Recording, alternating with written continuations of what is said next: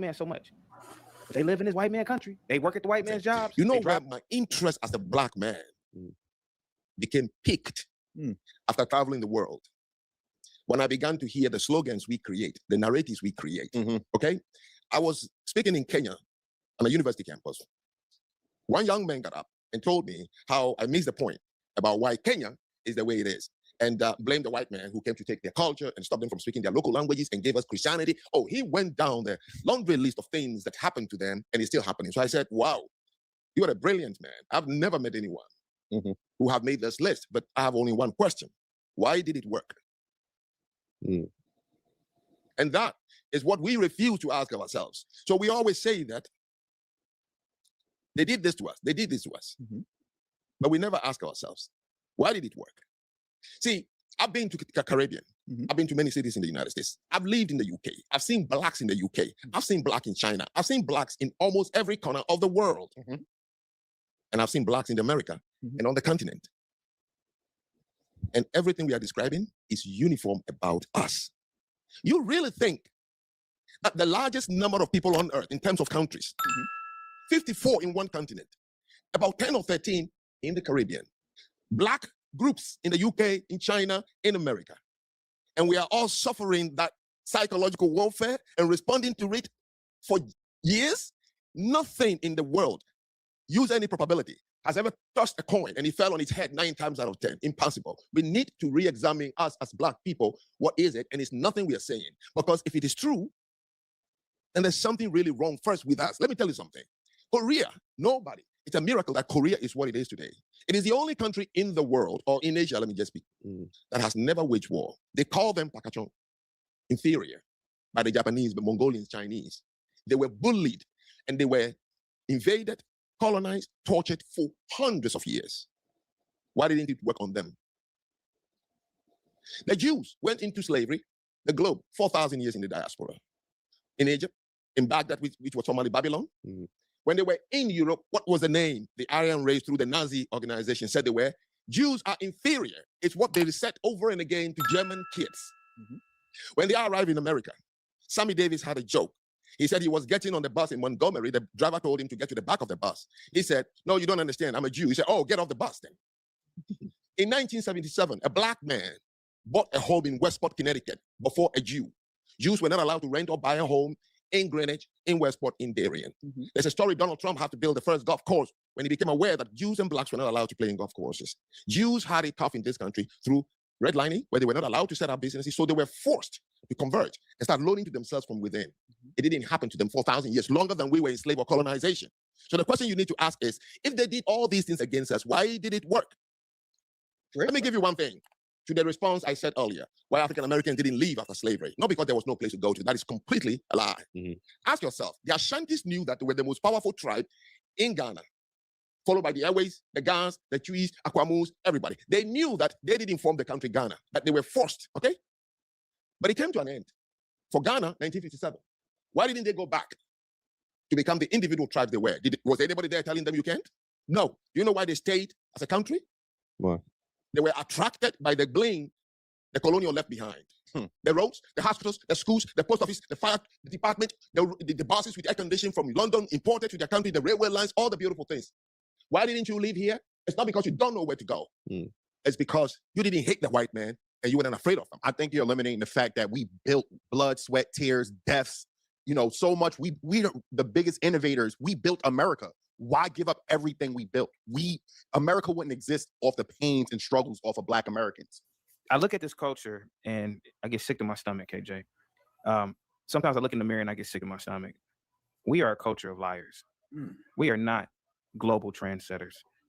We are not making an impact on a global stage. And I wish that we would stop lying to ourselves. And that's something that Tariq and these foundational Black Americans do. They lie so much.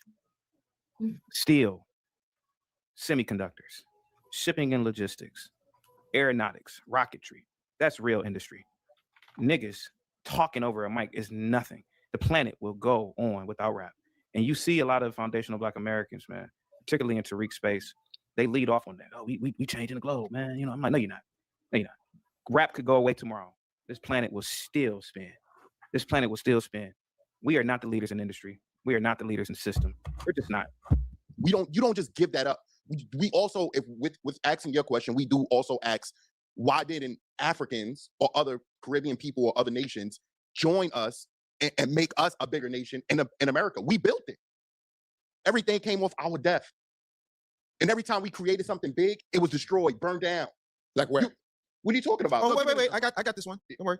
Wilmington, North Carolina, Eatonville, Rosewood, Tulsa, Philadelphia, Chester, Pennsylvania, Wilmington, North Carolina, Beaufort, South Carolina, in Jersey. Yeah, you know, there were plenty of places. We get to perform. We do not get to collect. We get to put it out. They get to produce it and decide the message that goes out into the world. Yeah, business works like that, of course.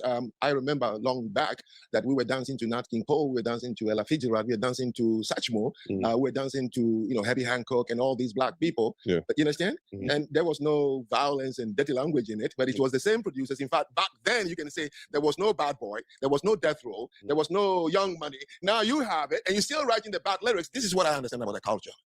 Cultures have gatekeepers. Did you wear the T-shirt?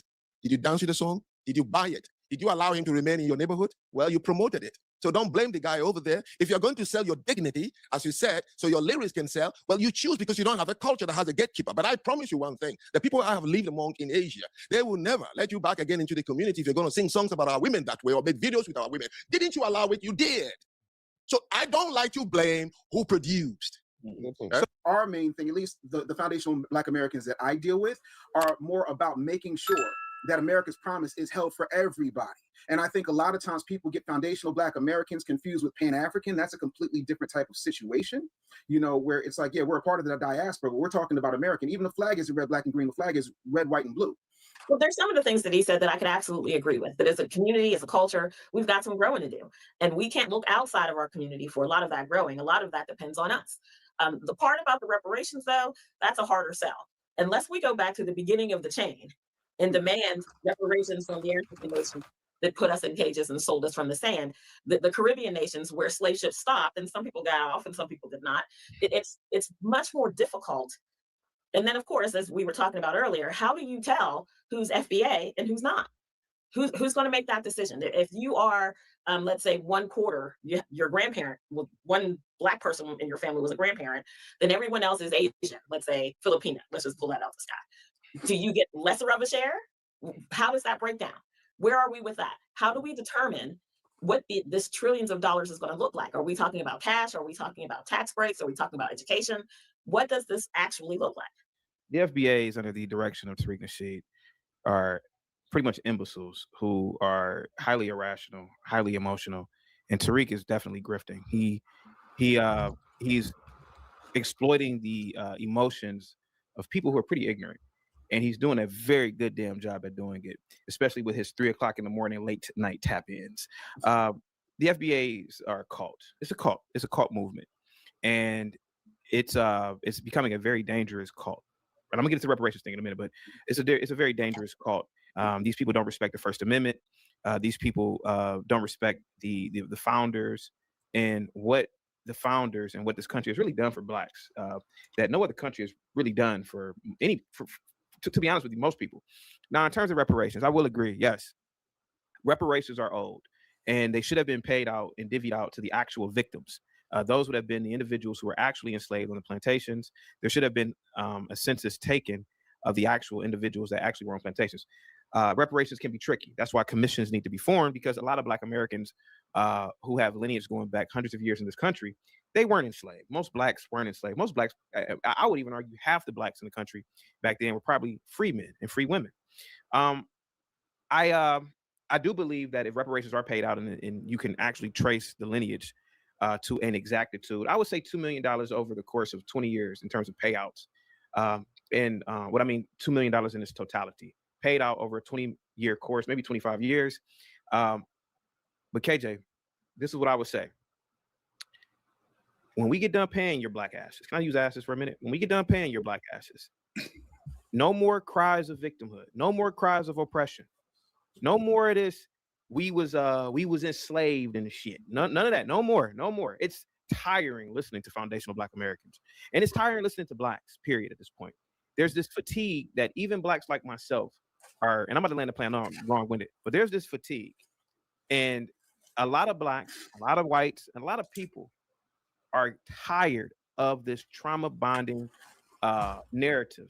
Everybody on the planet, their ancestors, their grandfathers, forefathers have been through something. Schools only teach about the transatlantic slave trade. They don't teach that there was slavery in the Ottoman Empire, that it lasted for 600 years and 5 to 10 million people were enslaved. That they not only enslaved men, but the most valuable slaves were women, because sexual slavery was not only permitted, but it was institutionalized in the Ottoman Empire. So they would get many of their slaves from Central Europe, many of their slaves from the Balkans, and they would enslave Hungarians, Russians, Ukrainians, which is why the word slave comes from Slav.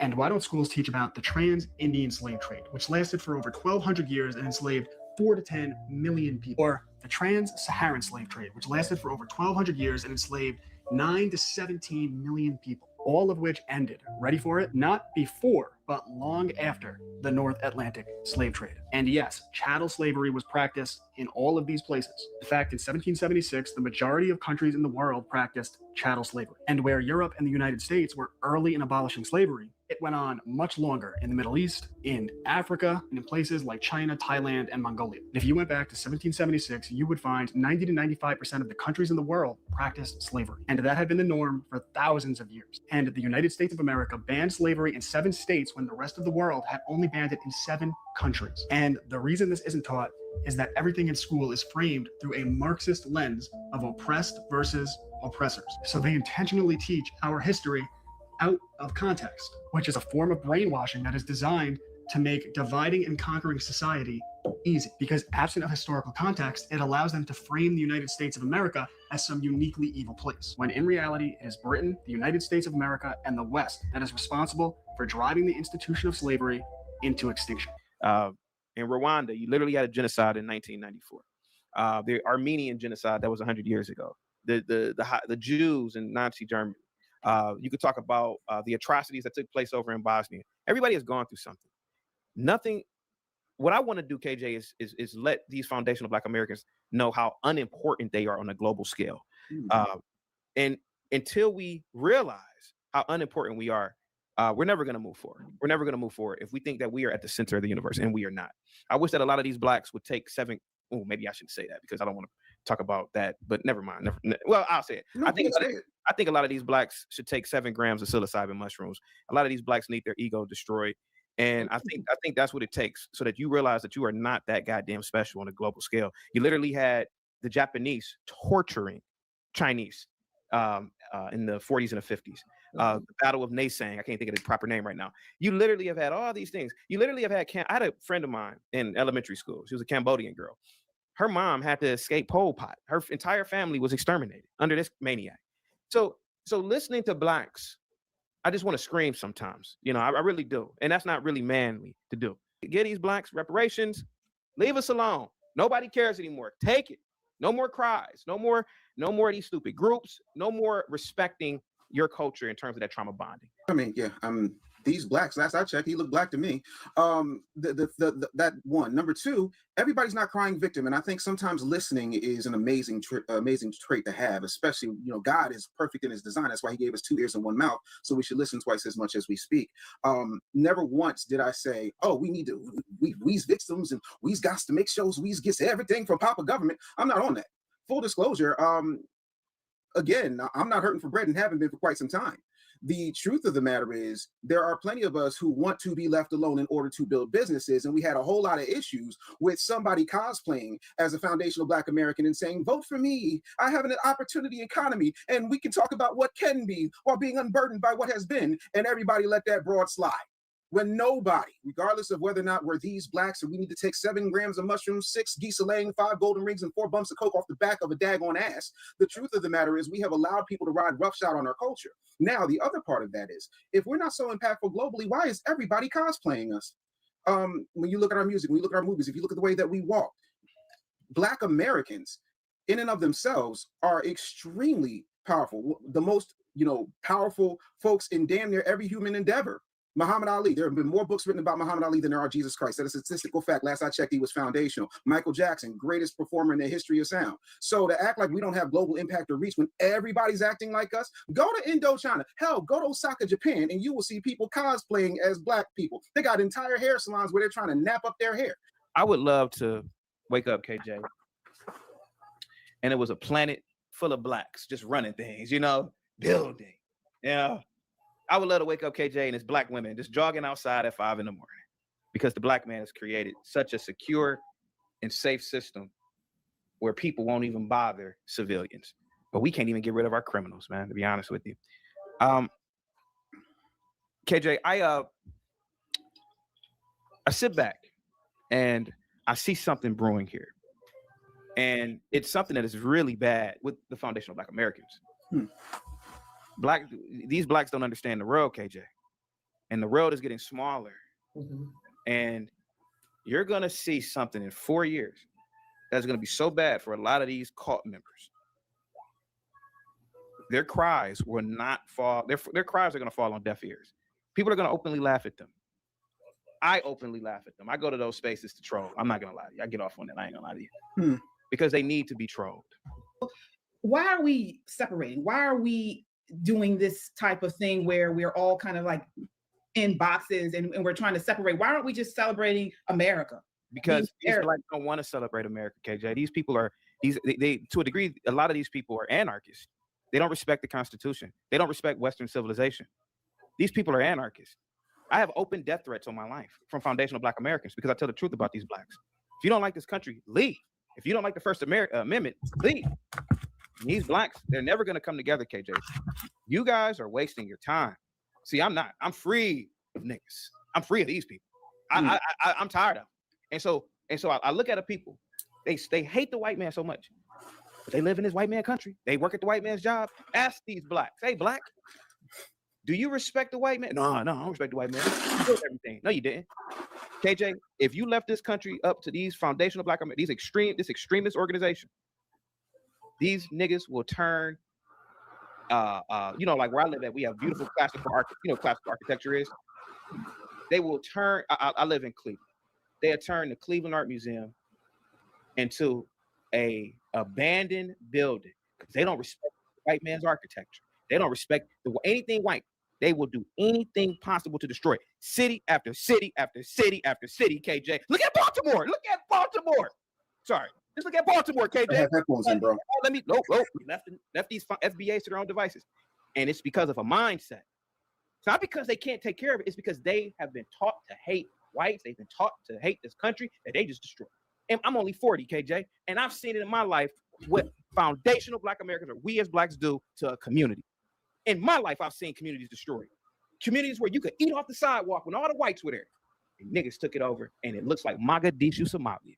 So we got a lot of fixing with us. And one of it is, again, going back to what I was saying, we got to stop lying to ourselves.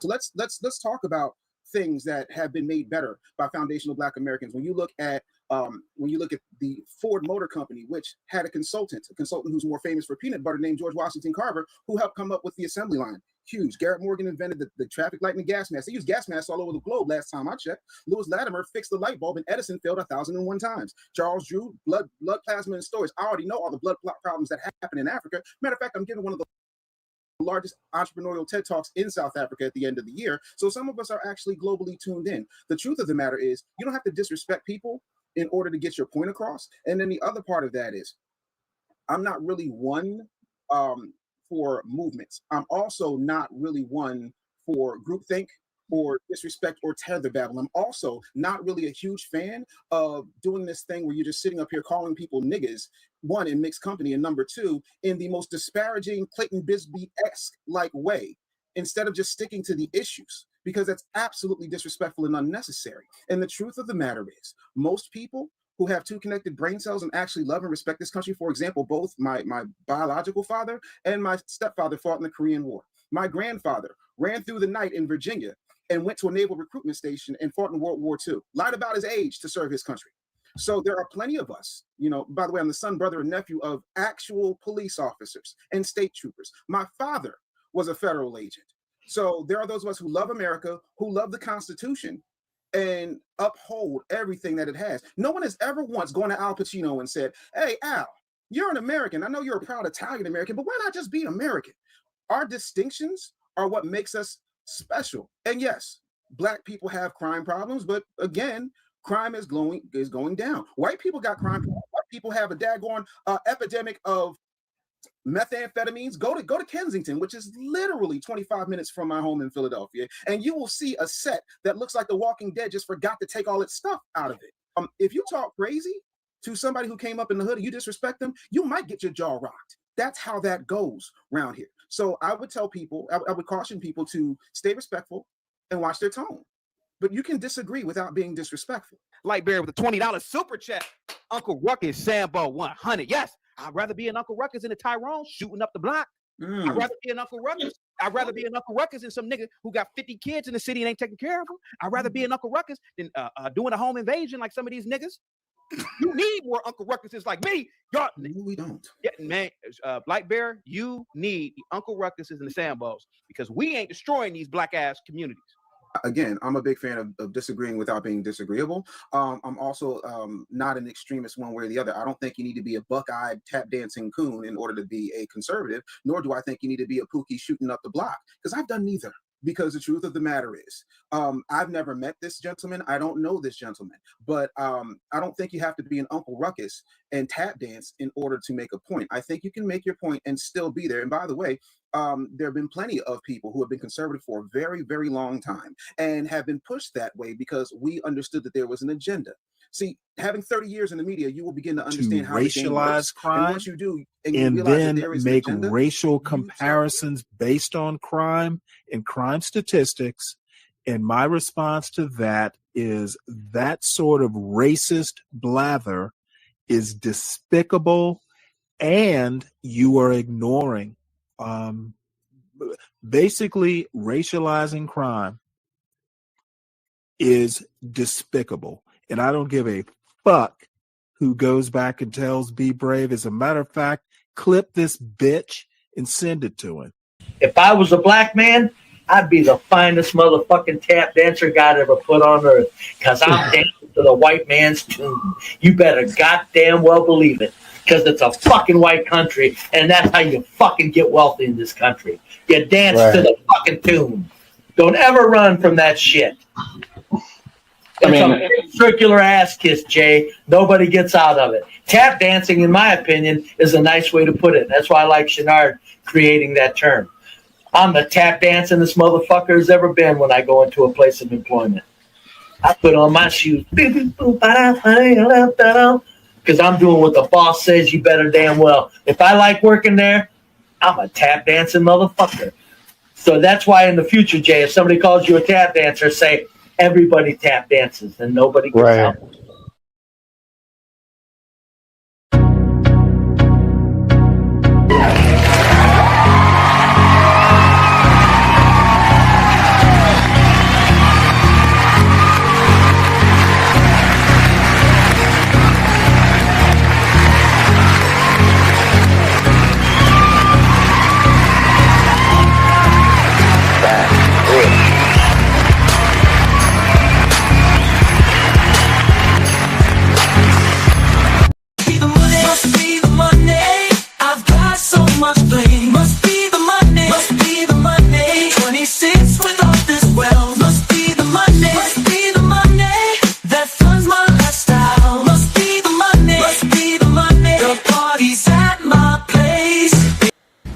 AIDS is a deadly, incurable disease. But no matter how you come to judge Charles Wheeler and his partners in ethical, moral, and inhuman terms, the fact of the matter is, when they fired Andrew Beckett because he had AIDS, they broke the law.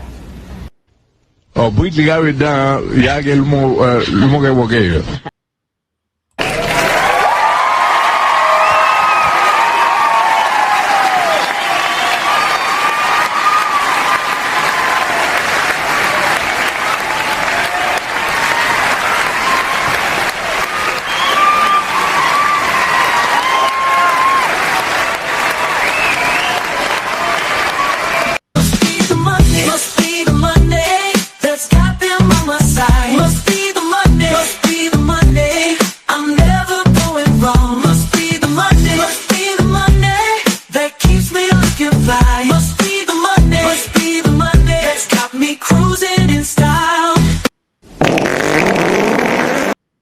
Salute with the $2 super chat. I bet you the panel is full today. You tether. Salute to you, Gimpy. Positivity's definitely coming your way at the speed of light, guys. Get the likes up. It is Taco Tuesday today. Salute to you all. I had a actually, I want to show you something real quick. Actually, yeah, you know what? This is what I actually want to show. Guys, get the likes up, share the video. Positivity is coming your way. Let me get to the chat in a minute or a minuto. I don't even know if that's an actual word. I saw this today on Twitter. And I wanted this is the reason why I have the poll question. But I saw this today on Twitter, right? And I got to turn the volume down. I don't want to get a copyright. But I saw this today on Twitter. And salute to you, Gippy. Positivity is definitely coming your way. Republic Room, salute to you. She says, not CT texting while Dave was talking. Yeah, because I wasn't talking to Dave. I was talking to KJ. I don't even know why Dave was even addressing me in that debate, because I wasn't debating him. I was talking about black people. I wasn't talking about Dave. I saw this today on Twitter, and it's let me just show it to you real quick. Let me show it to you real quick. So I saw this today, and I can't play the music because it is copyright protected. But for people who do not know, this is Dubai. This is Dubai in the Arab Emirates, or the Arab Emirates, whatever it's called, the United Arab Emirates. And that scene is Dubai. Somebody's driving on one of the highways or freeways. I don't know what it is. I've never been to the Middle East, let alone the UAE, but that is Dubai. And Dubai has an incredible skyline that is unmatched. No skyline in America. Maybe you could say New York is even comparable, and definitely not with modernization, right? One thing I can say about New York still has old world buildings, and it said this is Augusta, Georgia, pretty much making fun of the fact that America is stagnant in development and progress. And the reason why I have the poll question is because I wanted you guys to compare America to a game console. The Atari, the NES, which is the Nintendo Entertainment System, the PlayStation 1 and the PlayStation 5. I really believe other countries are outpacing the United States of America in terms of infrastructure and systems, innovation, etc. I mean, let's be honest about it. Singapore City is smashing any goddamn American city out the water. Let's be honest. A lot of our cities are, let's be honest, are either vacant now. Now we have ghost towns. A lot of our major cities now have fallen into decay. I mean, let's be honest. LA looks horrible. Downtown LA looks like a dystopia. But then you have cities in China like Shenzhen, Shanghai. These cities are absolutely incredible and immaculate and look far better than any American city by a million times. So I wanted people to answer this question. What is America in terms of a video game console? My opinion, it's an Atari. It's an Atari. The Atari represents the beginning. It represents this emerging in the changing of the guard and how people entertain themselves. But it's over. America is from my perspective an Atari. It's an Atari. It's basic. It hasn't really moved on. Hasn't really progressed, to be completely honest with you. A lot of our cities just look old and outdated, to be completely honest with you. And Dubai, let's be honest about it. I don't think we would ever in a million years create. We probably would, but I really believe that there's a reason why America is currently stagnant. We don't have a bullet train at all. I'm just gonna be honest with you. The only really big cities in America of note are New York City, Dallas, if you will, and I'm not knocking the United States, man. I'm not. I'm just just gonna be completely honest with you. I don't care if your feelings are hurt. Go cry somewhere else. Guys, get the likes up, share the video. Salute to you all. Positivity is definitely coming your way at the speed of light. Guys, get the likes up, share the video. Right Pro was in the building. Salute to you. Says, yeah, but it's like the PS5 because it's a lot of hope, but no good new ideas. We have long shot beats in the building because other countries have an online shopping like America. Let's get the likes up. Southern Jeans is in the building. I agree. I love America, but we have been stuck in time. Yes, America is definitely stuck in time. I would say America is in the year 1941. I just came up with that out of thin air. I don't really have any metric to verify that, but America is definitely stuck in the past. America's boring, to be honest with you. It's boring. There's really no walkable cities. There's no high density areas other than a few places in America. It's a coast to coast corporate hellscape at this point, and other places are really purring along. To be completely honest with you, CT, I thought you were American. I am an American, but I'm also a truthful goddamn American. Guys, get the likes up, share the video, man. Crown says CT is a traitor. I'm a traitor. I'm a traitor, right? Hold on, let me show you something real quick. Now, hold on. Now, take it easy. Hold on. Slow down. Now, I'm the traitor, but how come we don't have anything like this in America? These big ass futuristic cities like Dubai, and let's not even talk about the cities in China. I mean, my God, I've already done episodes about China, and I mean, I think in Shenzhen they have 30 million people. Man, think about that. Oh, we have our big cities in America. Which one? Which one? New York City that has 8 million people? No, man. I'm talking about cities with 30, 40 million people in the damn city, man. And the city is operating at a capacity that I don't even believe that we could compete with nor sustain in America, to be completely honest with you. We're stuck in the past in America, man. America is the space shuttle, and China and Japan is probably the new rocket technology, whatever it's called, whatever Elon Musk is building right now. Get the likes up, guys. Share the video. Yeah, Miami is booming right now. Right. Says the guy who doesn't live in Miami, let alone won't. Yeah, okay. Miami is booming right now. Miami is nothing more than just penthouses and a beach. That's pretty much what Miami is, and whores walking around. That's Miami, bro. That's pretty much Miami, to be completely honest with you. I've never been to Miami, but that's pretty much what I could only surmise. Get the likes up, share the video, guys. Positivity is coming your way, guys. Who else is in the building? We got a lot of people in the building. Black Bear, what's up, man? Says CT wants to be a traitor today. I'm the traitor, but how come you have to ask with the K yourself, why haven't we built like that recently? Huh? Why haven't we built like that recently? I'm the traitor.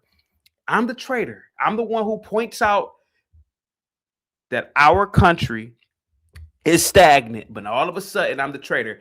All you guys in America have is your guns. That's about it, to be completely honest with you. Your guns and your cars. That's about it. I got my guns. I got my car. That's about all you Americans have. Leak this in the middle. So do you leak? Positivity is definitely coming your way at the speed of light. Who else is in the building? Mama Carol is in the building. Why are you still stateside complaining? Go see it personally. Who else is in the building, guys? Get the likes up, share the video. We have 7 still in the building, at least an Atari 2600, bro. Yes, that's what America is currently. Let me see. One Life Only says exactly. That's what I voted for. Yeah. Let me see, guys. Get the likes up. Share the video. A Coons Creation says CT uses such terrible examples. Have you seen the outskirts of Dubai? Sir, have you seen the outskirts of Detroit? Have you seen the outskirts of many major cities in America, sir? A lot of major cities have bad outskirts, sir. Let's just be completely honest about it.